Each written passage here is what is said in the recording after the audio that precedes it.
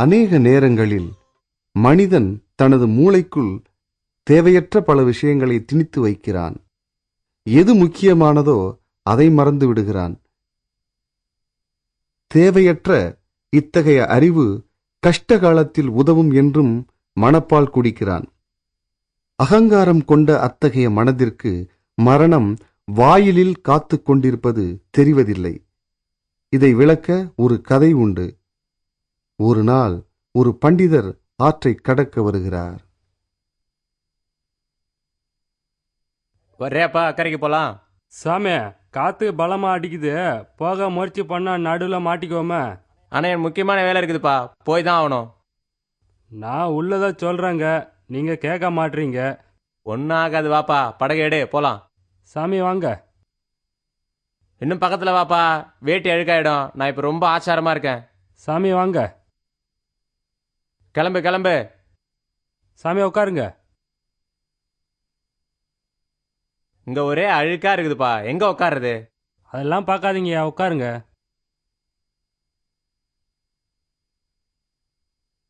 அண்ணே, நில்லுங்க நில்லுங்க. வராதீங்க வராதீங்க. இல்ல வராதீங்க. முக்கியமா வேலை இருக்கு. இல்ல தண்ணியில மாட்டிக்குவோம், வேண்டாம். போங்க. ஏன்பா தொந்தரவு பண்றீங்க? வராதீங்க, சொன்னா கேளுங்க. இல்லப்பா வேண்டாம்ப்பா. இல்ல முடியாது. என்ன இது? நான் சொல்லிக்கிட்டே இருக்கேன், நீங்க பாட்டுல வந்துகிட்டே இருக்கீங்களே, என்னப்பா அது? அவர்கள் உட்கார்ந்தவுடன் பண்டிதனுக்கு தனது அறிவு திறமையை அவர்களுக்கு காண்பிக்க வேண்டும் என்ற ஆசை உண்டாயிற்று. உன் பேர் என்ன? லிங்கநாதங்க. லிங்கநாதன். லிங்கநாதனுக்கு இந்த வேதாந்தம் ஏதாவது தெரியுமா? அதெல்லாம் எனக்கு தெரியாதுங்க சாமி. ஏன்பா, பகவத்கீதையாவது படிச்சிருக்கியா? இல்ல சாமி, அதெல்லாம் தெரிஞ்சு இந்த ஏழைக்கு என்ன போகுதுங்க? வேதம், வேதாந்தம், புராணம் இதெல்லாம் தெரிஞ்சாதான் ஒருத்தனுடைய வாழ்க்கை முழுமையடையும். சாமி அதெல்லாம் எனக்கு எதுவும் தெரியாதுங்க சாமி. நான் ஏதோ படகு ஓட்டி பழப்பம் நடத்திக்கிட்டு இருக்கேன். வேதாந்தம் புராணமெல்லாம் தெரியாம நீ எப்படியா வாழ்க்கை நடத்துற? என்ன பண்றது, இப்படியே கொஞ்ச காலம் வாழ்ந்துட்டு அப்புறம் ஏதோ கெதியன்னு செத்து போட வேண்டியதுதான். இந்த மாதிரி உங்க வாழ்க்கை வீணா போனதை நினைச்சா எனக்கு உண்மையிலே வருத்தமா இருக்குப்பா. என்ன பண்றது சாமி, எங்க அப்பா அந்த படகை ஓட்டினாரு, அதுக்கு பிறகு நான் ஓட்டிக்கிட்டு இருக்கேங்க சாமி. அப்படியே காலம் ஓடுதுங்க. நீங்க இதெல்லாம் படிச்சிருக்கீங்க, படிக்க எவ்வளவு நாளாச்சு சாமி? இதெல்லாம் நான் கத்துக்கிறதுக்கு 14-15 வருஷம் ஆச்சுப்பா. வேதாந்தம் புராணமெல்லாம் அவ்வளோ சுலபமா வராது. இதனிடையில் ஒரு புயல் கிளம்பியது.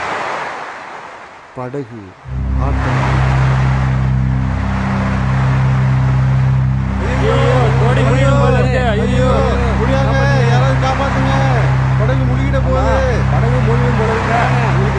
இல்லப்பா, எனக்கு நீச்சல்லாம் தெரியாதுப்பா, என்னை விட்டு போயிடாதீங்க, என்னை காப்பாத்துங்கப்பா, காப்பாத்துங்கப்பா, எனக்கு நீச்சல் தெரியாதுப்பா, என்னை விட்டுறாதீங்க. ஐயா பண்டிதர, எனக்கு எழுத படிக்க கூட தெரியாது, ஆனா நீதி தெரியும், என்ன விட்டுருங்க சாமியோ.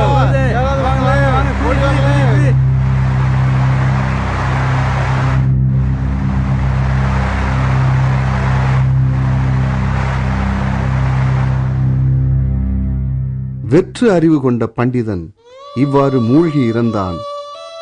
இந்த கதையில் வரும் ஆறு சம்சாரம் போன்றது.